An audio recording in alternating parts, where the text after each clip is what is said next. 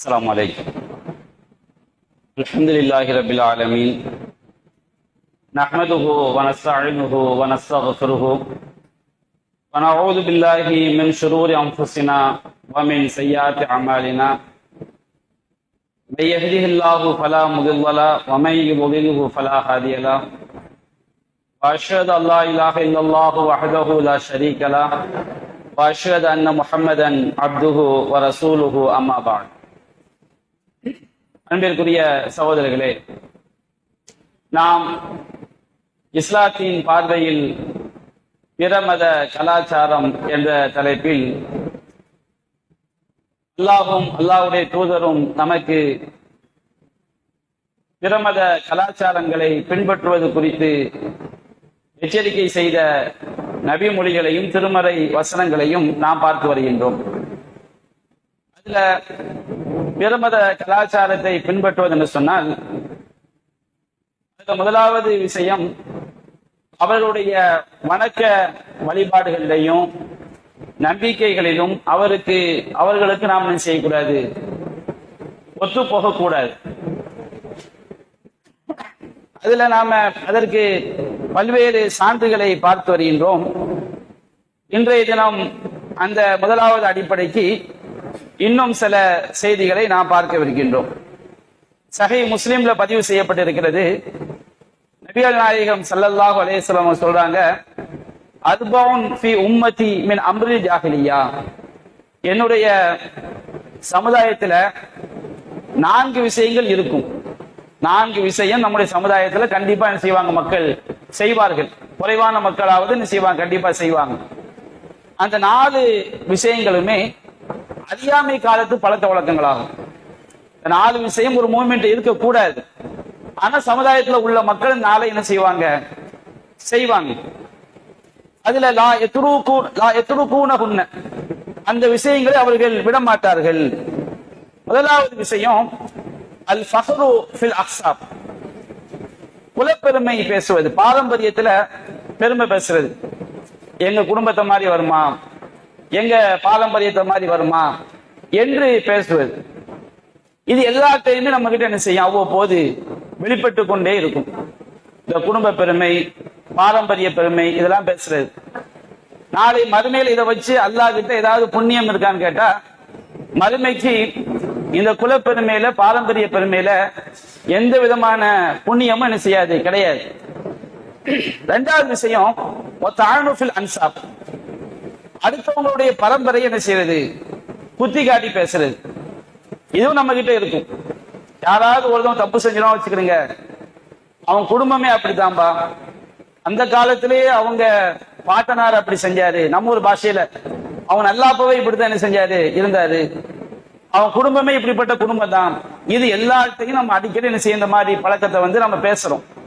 இது ஒரு இஸ்லாமிய பண்பாடு கிடையாது. இது ஜாஹிலியத். மக்கா முஷ்ரிக்கீன்கள் இருந்தாங்களா இல்லையா, அவர்களுடைய பண்பாடு. இது நம்ம கிட்ட இருக்கக்கூடாது, நபிகள் நாயகம் சொல்லி காட்டுறாங்க. 3வது வல் இஸ்திஸ்கா பின் நுஜும், நட்சத்திரத்தை கொண்டு மழை தேடுவது. இந்த நட்சத்திரம் இங்க தோண்டிடுச்சு, அதுல அதிகமான நம்ம மக்கள்கிட்ட ராசிபதன் பண்பாடு அல்லாஹ் ஓரளவு காப்பாத்தி இருக்கிறான். யாரு அதுல மூழ்கி இருக்கிறாங்களோ, மேஷம், ரிஷபம், கடகம், மிதுனம், இப்படிலாம் ராசிபதன் பாக்குறாங்களா இல்லையா, இவங்க என்ன செய்வாங்கன்னா, இந்த நட்சத்திரம், இந்த புதன் கிரகம் இங்க தோண்டிடுச்சு, சுக்கிரன் இங்க வந்துட்டான், சனி இங்க இடம்பெயர்ந்துருச்சு, அதனால மழை பெய்யும், மழை பொழியக்கூடும் என்று ராசிபதன்களை வைத்து மழை வேண்டுவது. இதுவும் கணிசமான முஸ்லிம்கள்ட்ட இந்த ஜாஹிலியத்துடைய பண்பாடு இருக்கிறத பார்க்கிறோம். 4வது வன்னியாகத்து, ஒப்பாரி வைக்கிறது. நாம யாராவது மௌத்தாயிட்டாங்கன்னா கண்ணீர் விட்டு அழுவது தப்பு கிடையாது.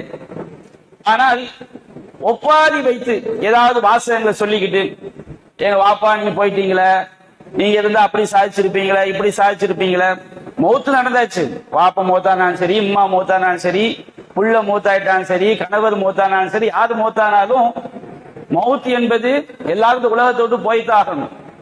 அப்ப எங்க வாப்பா இருந்தா என்ன செஞ்சிருப்பாரு, தலைகீழா புரட்டி இருப்பாரு. நீங்க போயிட்டீங்களே, எங்களுக்கு யாரு இருக்கிறா, நாங்கெல்லாம் அனாதைகள் ஆயிட்டோமே, யாரெல்லாம் யார் ரூகையாவது எடுத்துக்கிட கூடாதா?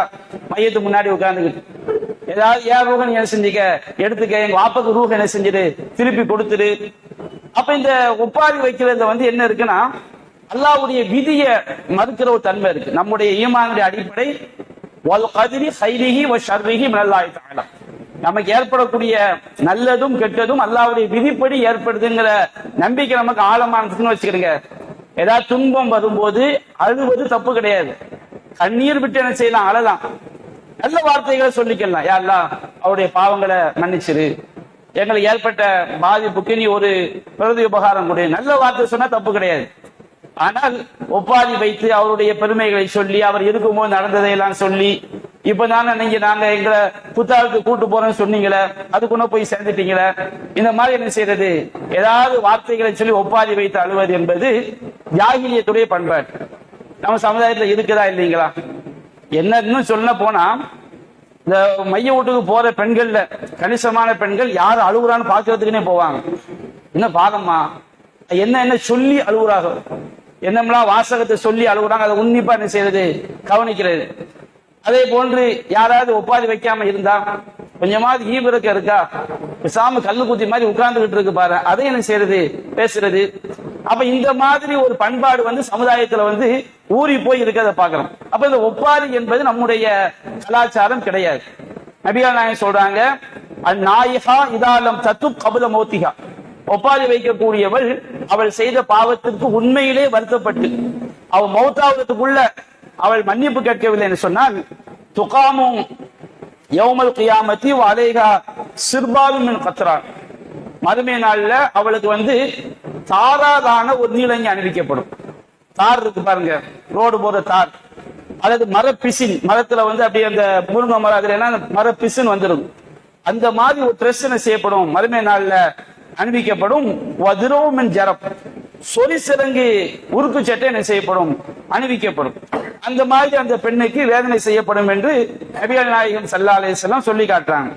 அப்ப இது வந்து ஜாகிலியத்துடைய ஒரு பழக்கம். அடுத்தவங்களுடைய நம்முடைய குலப்பெருமை பேசுவது, அடுத்தவங்களுடைய பாரம்பரியத்தை குத்தி காட்டி பேசுவது, நட்சத்திரங்களை கொண்டு ராசி பலன்களை கொண்டு மழை வேண்டுவது, ஒப்பாரி வைப்பது, இவையெல்லாம் ஜாகிலியத்துடைய பழக்க வழக்கம் என்று நபிகள் நாயகம் ஸல்லல்லாஹு அலைஹி வஸல்லம் செய்றாங்க, சொல்லி காட்டுறாங்க. அதுபோன்று இந்த புனித மரங்களை உண்டாக்குறது, புனித மரங்கள் உண்டாக்க நம்ம பார்க்கிறோம். தர்காக்கள்ல எல்லாம் சர்வசாதாரண செய்றாங்க, புனித மரங்கள் ஏதாவது ஒரு வேப்ப மரம், ஆலமரம், பூவரச மரம், இதுல வந்து கொடி ஏத்திக்கிட்டு அந்த மரங்களை என்ன செய்யறதுன்னா புனிதமாக கருதுவது.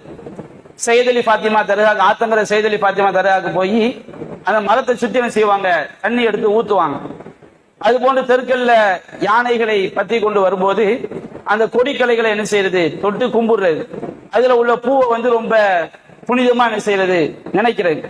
தர்காக்குள்ள அந்த கொடிக்கலையை கொண்டு போகும்போது ஒரு குரூப் தலப்பா கட்டி குரூப் நிக்கும், இந்த குண்டு கட்டி கட்சியெல்லாம் இங்க பாக்கலாம், வீடியோக்கள் வருஷம் வருஷம் வெளியே வரும். அப்ப அங்க அதை தொட்டு தொட்டு என்ன செய்வாங்க, அந்த கொடிக்கலையை தொட்டு என்ன செய்வாங்க, கும்பிடுவாங்க. இந்த மாதிரி புனித சின்னங்களை, புனித மரங்களை உண்டாக்குறது வந்து இது பிரமத கலாச்சாரம். ஒரு முஸ்லிம் கலாச்சாரம் என்ன செய்யக்கூடாது, வரவே கூடாது. நபிகள் நாயகம் ஸல்லல்லாஹு அலைஹி வஸல்லம் சொல்லி காட்டுறாங்க, திருமிதியில 2180வது செய்தியாக பதிவு செய்யப்பட்டிருக்கிறது. அபு வாகித் அல்-லைசி ரலியல்லாஹு அன்ஹு அவங்க அறிவிக்கிறாங்க, நபிகள் நாயகம் ஸல்லல்லாஹு அலைஹி வஸல்லம் அவங்க வந்து கைபர் யுத்தத்துக்கு செல்லும் போது ஒரு முஷ்ரிக்குகளுக்கு ஒரு மரம், இலந்தை மரம், நம்ம வந்து வேப்ப மரத்தை புனித மரமா கருதுவாங்க, ஆலமரத்தை கருதுவாங்க, பூவரச மரத்தை கருதுவாங்க, பல மரங்களை கருதுவாங்க.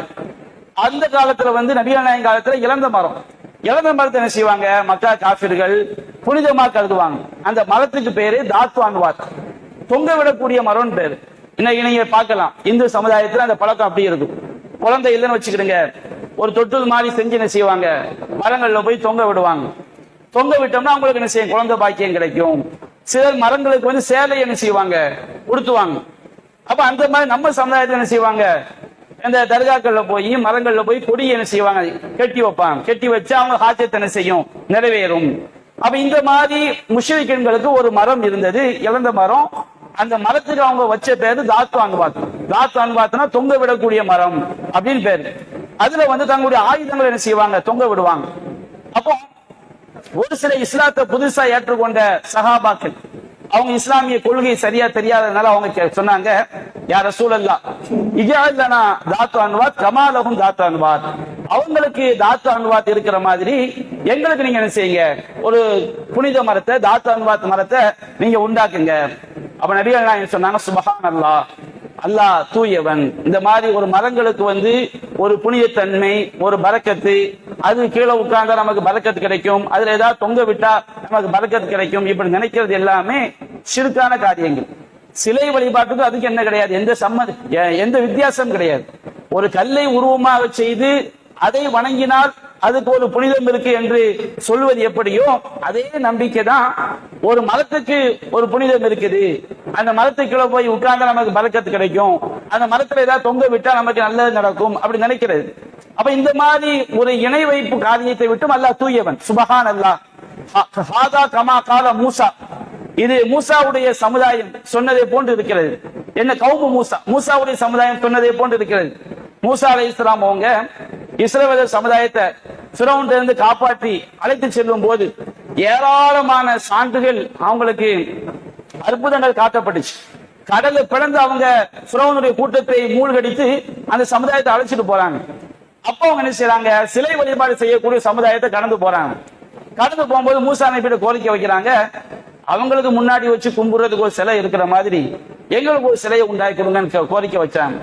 அப்போ மூசா நபி சொன்னாங்க, அவங்க வச்ச கோரிக்கையை பத்தி சொல்றாங்க, அல்லாஹ் குர்ஆன் சொல்லி காட்டுறான், இஜஅல் லனா இலாஹன் கமா லஹும் ஆலிஹா, அவர்களுக்கு நிறைய கடவுள் சிலைகள் கடவுள்கள் இருப்பதை போன்று எங்களுக்கு ஒரு கடவுள் நீங்க என்ன செய்யுங்க, ஆக்குங்க. அப்போ வல்லதி, அந்த மாதிரி ஒரு வார்த்தை நீங்க கேட்டீங்க. நபிகள் நாயகம் ஸல்லல்லாஹு அலைஹி வஸல்லம் மூசாவுடைய சமுதாயம் எப்படி சிலை வழிபாடுகாரர்களை போன்று தங்களுக்கு ஒரு சிலை வேண்டும் என்று கேட்டார்களோ அது போன்ற ஒரு விஷயத்தை நீங்கள் கேட்டு விட்டீர்கள். அப்ப இஸ்லாம் சிலை வேறு, மரம் வேறு, தாயத்து வேறு, தகடு வேறு இப்படிலாம் பிரிச்சு பார்க்காது. எந்த பொருளா இருந்தாலும் ஒரு பொருள் நமக்கு நல்லதை கொண்டு வரும், தீயதை தடுக்கும் என்று நாம் நம்பிக்கை வைத்து விட்டோம் என்று சொன்னால் அந்த பொருளை நாம் வணங்கி விட்டோம். ஒரு பூசணிக்காய் வீடு கட்டும் போது பூசணிக்காய் தொங்க விடுறாங்க. அதே போன்று நம்ம ஊர்களில் இப்போ ரொம்ப குறைஞ்சிருக்கு. என்ன செய்வாங்கன்னா, வீட்டு மாடியில பானை என்ன செஞ்சிருப்பாங்க, கவுத்தி வச்சிருப்பாங்க. அந்த பானையில என்ன செய்வாங்க, புள்ளிகள்லாம் வச்சிருப்பாங்க. வீட்டுக்குள்ள நுழையும் போது சீனா காரத்தை என்ன செய்வாங்க, தொங்க விட்டுருப்பாங்க. அதே போன்று வீட்டு வாசப்படியில் என்ன செய்வாங்கன்னு சொன்னோம்னா ஒரு கட்டையை வச்சிருப்பாங்க. ஒரு கட்டையை வச்சோம்னா வீட்டுக்குள்ள என்ன செய்யாது, பேய் பிசாசு வராது. எந்த ஒண்ணா இருந்தாலும் சரி அது நமக்கு நல்லதை கொண்டு வரும், கெட்டதை தடுக்கும் என்று நாம் நம்பி விட்டோம் சொன்னோம்னா நாம் அல்லாஹ்ட்ட கேட்க வேண்டிய துவாவை அந்த படைப்பினங்கள்ட்ட கேட்டோம். துவாவு ஹுவல் இபாதா, துவா என்பது வணக்கம். அப்ப அந்த வணக்கத்தை நாம இறைவன் அல்லாதவங்க செஞ்சோம் சொன்னோம்னா நாம் அல்லாஹ்க்கு இணை வைக்கிற பாவத்தை செஞ்சிட்டோம்.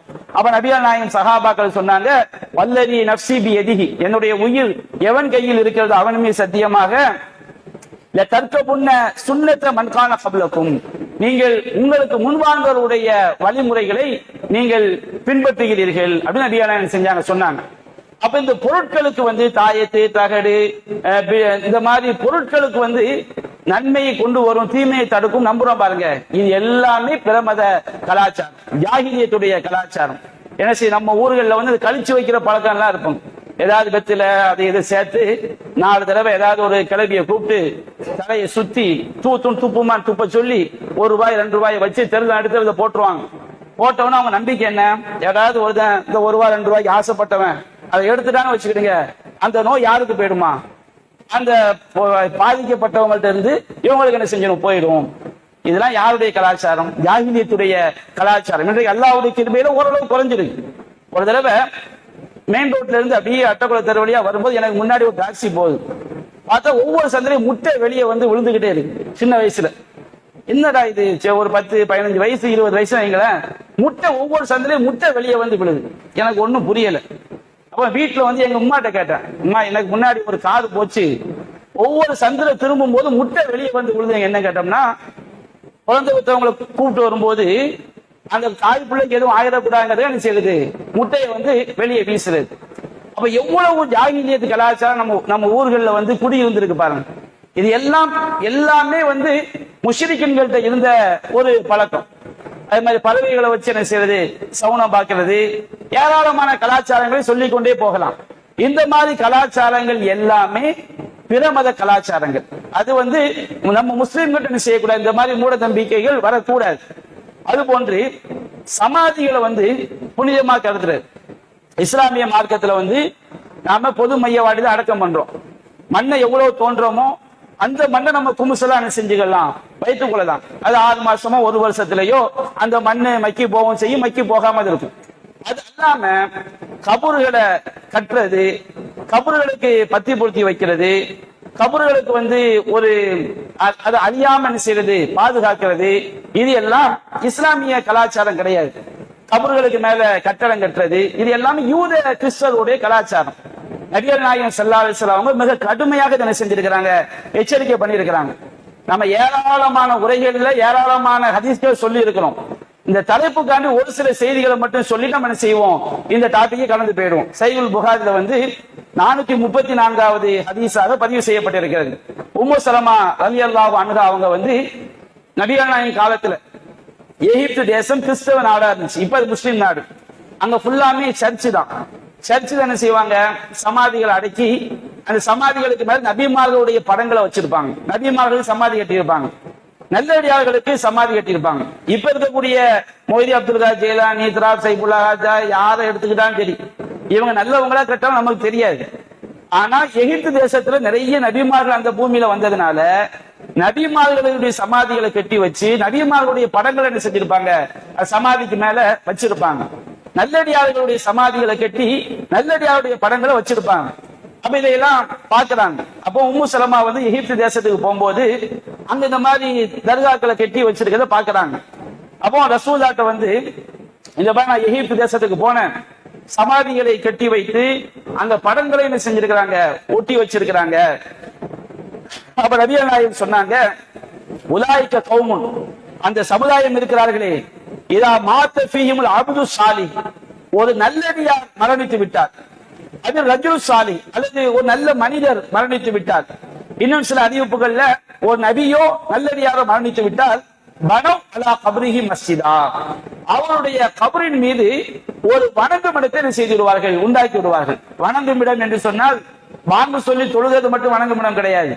அந்த கபருக்கு போனா அந்த கபரு நமக்கு நல்லதை தடுக்கும், நல்லதை கொண்டு வரும், தீயதை தடுக்கும். அங்க போனா பரக்கத்து, அங்க உட்கார்ந்தா பரக்கத்து, இப்படி நினைத்தாலே அது வணங்கும் இடம் தான். நம்ம பள்ளிவாசல மட்டும்தான் அந்த நம்பிக்கை வைக்கணும். பள்ளிவாசலுக்கு உள்ள வந்தாலே வீட்டில் தொழுவதை விட பள்ளியில் தொழுவது 27 மடங்கு நன்மை.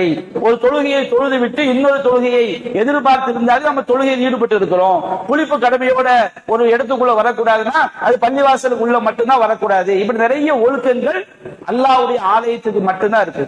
மற்ற எந்த இடத்துக்கும் இந்த மாதிரி ஒழுக்கங்கள் மார்க்கத்துல சொல்லப்படல. இவங்க அந்த இதற்குள்ள எங்க கொடுப்பாங்க, தர்கா கொடுப்பாங்க.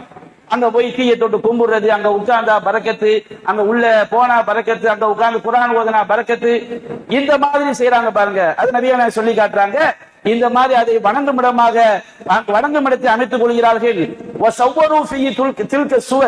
இந்த படங்களை எல்லாம் அங்கே அவர்கள் வடிவமைத்துக் கொள்கிறார்கள். உலாயிக ஷிராருல் ஹல்கி இந்தல்லாஹ், அல்லாஹ்விடத்துல படைப்பிடங்கள்லயே ஒரு மோசமான படைப்பு இருக்க முடியும் சொன்னோம்னா இவங்க தான். நம்ம சொல்லுவோம் பன்றி கெட்ட மோசமான படைப்புங்கிறோம், பல நஜீஸான இது பன்றி சொல்லுவோம். ஆனால் அதை விட மோசம் என்னது, இவர்கள் தான் அல்லாஹ்வுடைய படைப்புகளிலேயே சாக்கடை புழுக்களை விட ரொம்ப கேவலமானவர்கள் இவங்க தான் அல்லாஹ்வுடைய படைப்புல நபியா சொல்லி காட்டுறாங்க. அதே போன்று சஹீஹ் முஸ்லிம்ல 1212வது செய்தியா பதிவு செய்யப்பட்டிருக்கிறது. நபிகள் நாயகம் ஸல்லல்லாஹு அலைஹி வஸல்லம் நோய்வாய்ப்பட்டு இருக்கும் பொழுது அவங்க எழுந்திருக்க கூட முடியல. அந்த நேரத்தில் அவங்க சொல்றாங்க, லஅனல்லாஹுல் யஹூத வ நஸாரா இத்தஹது குபூர் அன்பியாஹி மசாஜிதா, யஹூதிகளையும் நஸாராக்களையும் அல்லாஹ் சபிப்பானாக. நபிமார்களின் சமாதிகளை எல்லாம் அவர்கள் வணங்கும் இடமாக ஆக்கி கொண்டார்கள். ரசூல் ஸல்லல்லாஹு அலைஹி வஸல்லம் மௌத்தானவங்க வீட்டுல தான் மௌத்தாவறாங்க. அந்த இடத்துல அடக்கம் பண்ணி அந்த இடத்துக்குள்ள யாரும் போக முடியாத மாதிரி சுத்துகனை செஞ்சிடறாங்க, ஒரு கட்டடத்தை கட்டிடுறாங்க. கட்டடம் எதுக்காண்டி, தர்காக்காண்டி இல்ல, ரசூலுல்லாஹ்வுடைய கபரை பள்ளிவாசல் ஆக்கிட கூடாதுங்கிறதுக்காண்டி சுத்துக்கும் சவர் உயரமா வெளியே இருந்து பார்த்தா கபர் என்ன செய்யாது, தெரியாது. அப்ப அந்த மாதிரி மறைச்சிட்டாங்க. நபியா ஆயிஷா ரலியல்லாஹு சொல்றாங்க, ஃபலவுலா தாக்க, இந்த பயம் மட்டும் இல்லை என்று சொன்னார். கபரு கண்ணுக்கு தெரிகிற மாதிரி வச்சிருந்தோம்னா யாரும் அறியாத மக்கள் அதுக்கு போய் சஜிதா பண்ணிடுவான், அதுக்கு போய் கையேந்திடுவான். அப்படி ஒரு பயம் இருந்துச்சு. நபியா நாயகத்துக்கு கபரை ஒரு வணங்கும் இடமா ஆக்கிவிடக் கூடாது என்ற பயம் மட்டும் இல்லை என்று சொன்னால் உபுரிச கபருஹு, அவங்களுடைய கபர் எல்லாரும் பார்க்கிற மாதிரியே வைக்கப்பட்டிருக்கும். மஸ்ஜிதன், அது ஒரு வணங்கும் இடமாக எடுத்துக்கொள்ளப்படுமோ என்று அஞ்சப்பட்டது. அப்ப ரசூல்லா மௌத்தானவன சஹாபாக்கள் என்ன செய்றாங்க, அந்த கபரை மறைச்சு 4 புறமும் சுவர் கட்டிடுறாங்க. எதுக்காண்டி கட்டுறாங்கன்னு சொன்னோம்னா, யாரும் அங்க போய் என்ன செஞ்சிடக்கூடாது, கையேந்தி விடக்கூடாது, அதை தடுப்பதற்காக செஞ்சாங்க, செய்தார்கள். அதே போன்று முஸ்லிம்ல பதிவு செய்யப்பட்டிருக்கிறது. ஜுந்துப் ரலியல்லாஹு அன்ஹு அவங்க அறிவிக்கிறாங்க, ரசூலுல்லாஹ் மௌத்தாவதுக்கு 5 நாளைக்கு முன்னாடி சொல்றாங்க, அதா மக்களை அறிந்து கொள்ளுங்கள், வ இன்ன மன்கான கபலக்கும் கானு யத்தஹிதுன குபூர அன்பியாயிஹிம் வ சாலிஹிஹிம் மசாஜிதா.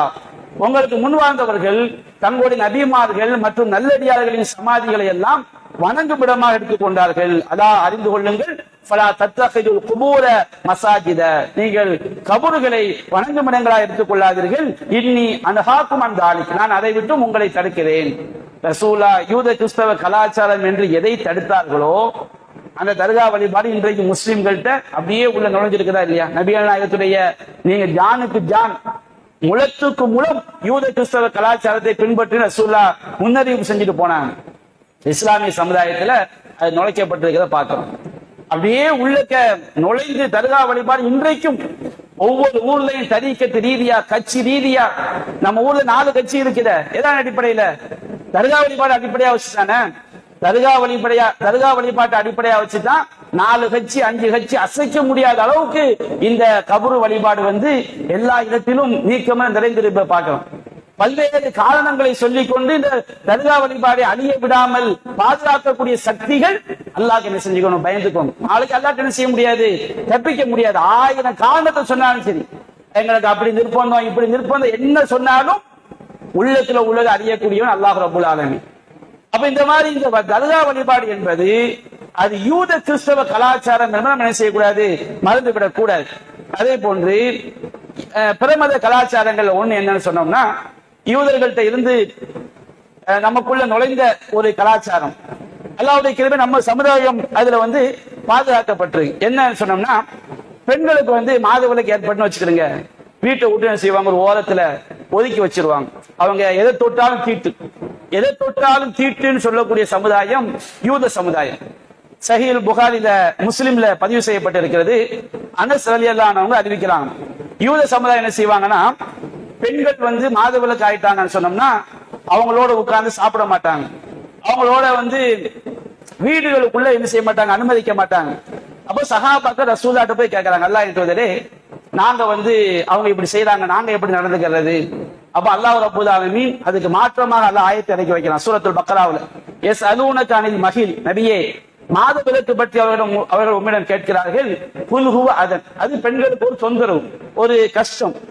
ஃபஅ்தஸிலு நிஸாஅ ஃபில் மஹில், அந்த மாதவிலக்கு காலத்துல நீ என்ன செஞ்சுக்கிடுங்க, தாம்பத்தியத்தை மட்டும் விட்டு விலகிக்கிடுங்க. அப்ப நபிகள் சஹாபாக்கள் சொன்னாங்க, இந்த மாதிரி வீட்டை விட்டு ஒதுக்கி வைக்கிறது, புறந்தள்ளி வைக்கிறது, தொட்டா தீட்டுன்னு சொல்றது, இதெல்லாம் செய்யக்கூடாது. இது மட்டும்தான் தடை. மற்ற எந்த ஒன்றையும் என்ன செய்யக்கூடாது, யூதர்களை போன்று நாம் நடந்து கொள்ள கூடாது என்று நபிகள் நாயகம் ஸல்லல்லாஹு அலைஹி வஸல்லம் சஹாபாக்களுக்கு வழிகாட்டுறாங்க. இது இந்த செய்தி யூதர்களுக்கு தெரிகிறது. அப்போ அந்த யூதர்கள் எல்லாம் பேசுறாங்க, மா யுரீது ஹாதர் ரஜுலு யதஅ மின் அம்ரினா ஷையன் இல்லா காலஃபனா ஃபீ, இந்த மனிதர் எந்த விஷயத்தை எடுத்துக்கிட்டாலும் நமக்கு மாற்றமாக என்ன செய்யறாரு, வழிகாட்டுகிறார் என்று அந்த யூதர்களை பேசக்கூடிய அளவுக்கு நபிகள் நாயகம் ஸல்லல்லாஹு அலைஹி வஸல்லம் இந்த கேடுகட்ட கலாச்சாரத்தை ஒழிச்சு கட்டினாங்க. அப்ப இந்த மாதிரி கலாச்சாரங்கள் எல்லாம் இப்படி நினைக்கிறது இன்னைக்கும் பல சமுதாயங்கள்ல இருக்குது. அப்ப இந்த மாதிரி கலாச்சாரங்களை எல்லாம் இஸ்லாம் என்ன செஞ்சது, இல்லாமல் ஆக்கியது என்பதை பார்க்கிறோம். அடுத்து பிரமத கலாச்சாரத்துல ஃபர்ஸ்ட் பாயிண்ட் நாம ஒரு முடிவுக்கு வந்துடுறோம். நிறைய சொல்லலாம், இருந்தாலும் அடுத்தடுத்த பாயிண்ட்டுக்கு போனோம்ல. அப்ப முதலாவது விஷயம் அவங்களுடைய வணக்க வழிபாடுகள், அதுபோன்று அவங்களுடைய நம்பிக்கைகள். இதுல நாம அவங்க ஒத்து போயிட்டோம் வச்சுக்கிடுங்க, நாம அந்த கலாச்சாரத்தை பின்பற்றிட்டோம்.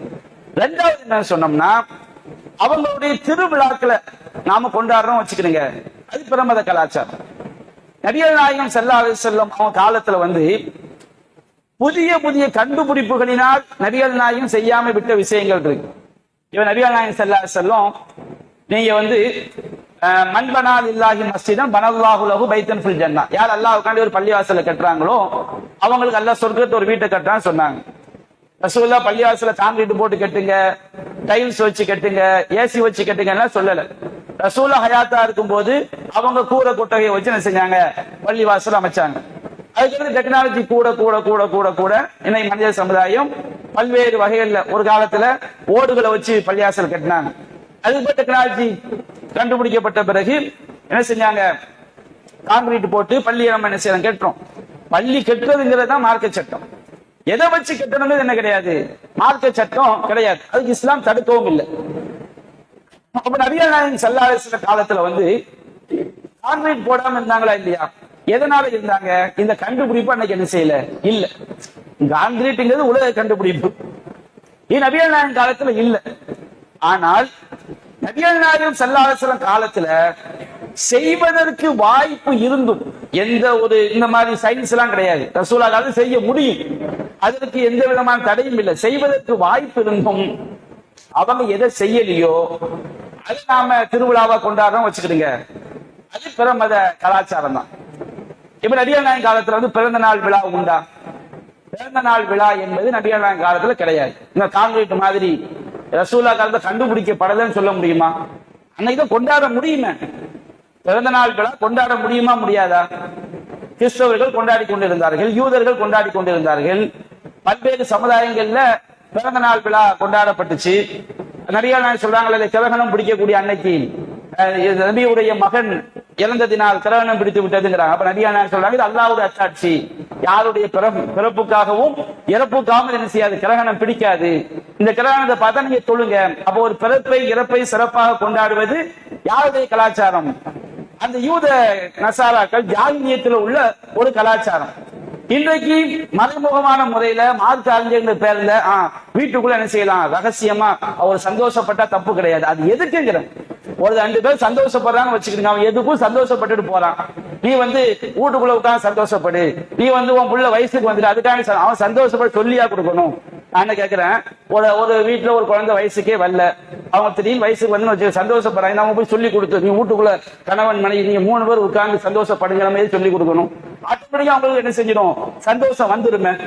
அப்ப ஏதாவது ஒரு விதத்துல இந்த மாதிரி பிறமத கலாச்சாரத்தை உள்ள திணிக்கிறோம் வச்சுக்கிடுங்க. மார்க்கத்துல வந்து எதற்கு தடை இருக்குதோ அதை தடை இல்லை என்ற பெயர்ல வந்து அனுமதிச்சாலும் அது மார்க்கத்துல ஒரு பிதா உண்டாக்குறது.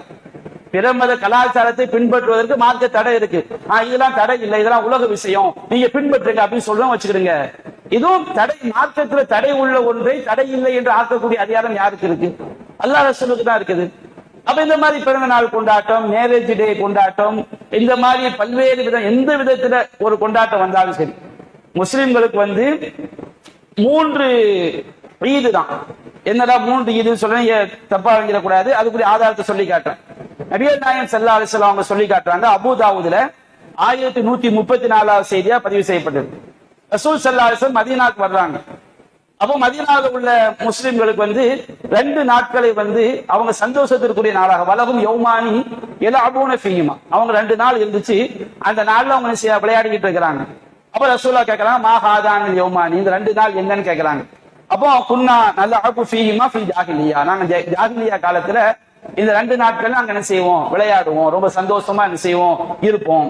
அப்ப நபிகள் நாயகம் சொன்னாங்க, இன்னல்லாஹ கத் அபுதலக்கும் பிஹிமா கைரம் மின்ஹுமா, அல்லாஹ் இந்த 2 நாளை விட மிக சிறந்த 2 நாட்கள் நமக்கு என்ன செய்து விட்டான், பகரமாக தந்து விட்டான். யௌமுல் அல்ஹா, ஒன்று ஹஜ்ஜு பெருநாள்.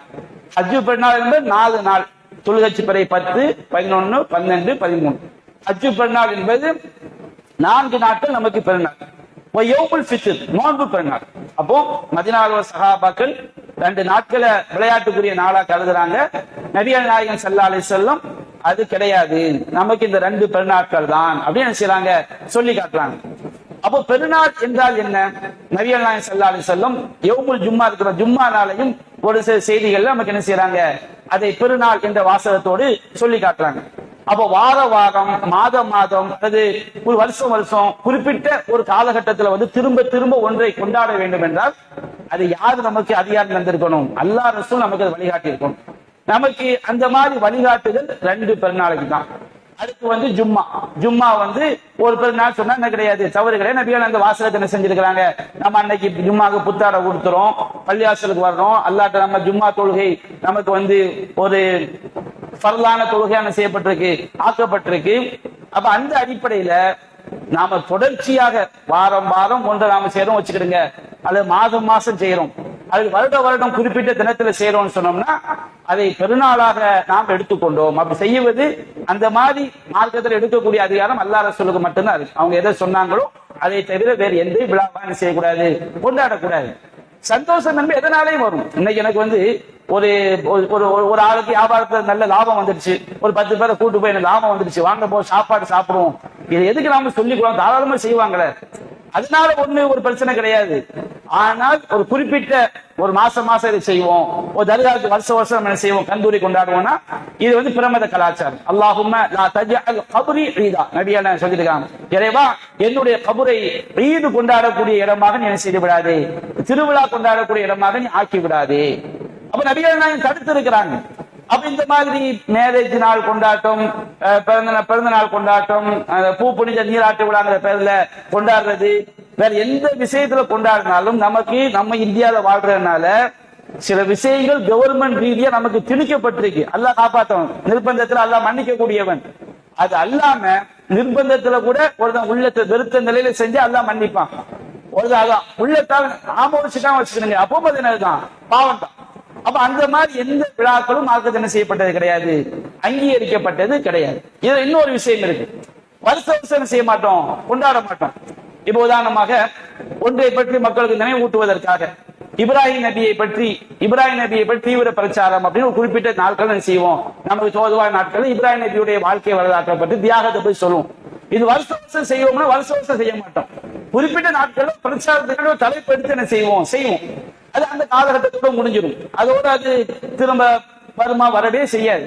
அப்ப இந்த மாதிரி ஒரு குறிப்பிட்ட நாட்கள் நமக்கு தோதுவா ஒரு குறிப்பிட்ட தலைப்புல பிரச்சாரம் பண்ண தேர்ந்தெடுப்பது விழா என்பது அல்ல. விழானா என்ன, குறிப்பிட்ட வாரம் ஒரு காரியத்தை திரும்ப செய்யறது, மாசம் செய்யறது, வருஷம் இப்படி ஒன்னு ரொட்டேஷன் ஆக்கணும் வச்சுக்கிடுங்க. அதுக்கு யாருதான் அதுக்கு அனுமதி தந்திருக்கணும், அல்லாஹ் ரசூல் அனுமதி தர வேண்டும். ஆனா அந்த மாதிரி அனுமதி வந்து நமக்கு மார்க்கத்துல கிடையாது. 2 நாட்களுக்கு மட்டும்தான், ஒன்று நோன்பு பெருநாள், இது ஒன்று எனது ஹஜ்ஜு பெருநாள். சில ஹதீஸ்கள்ல ஜும்மா நமக்கு மறைமுகமாக ஈதுடைய நாள் என்று என்ன செய்யப்பட்டிருக்கிறது, சொல்லப்பட்டிருக்கிறது. அதே போன்று அபூ தாவூதுல பதிவு செய்யப்பட்டிருக்கிறது.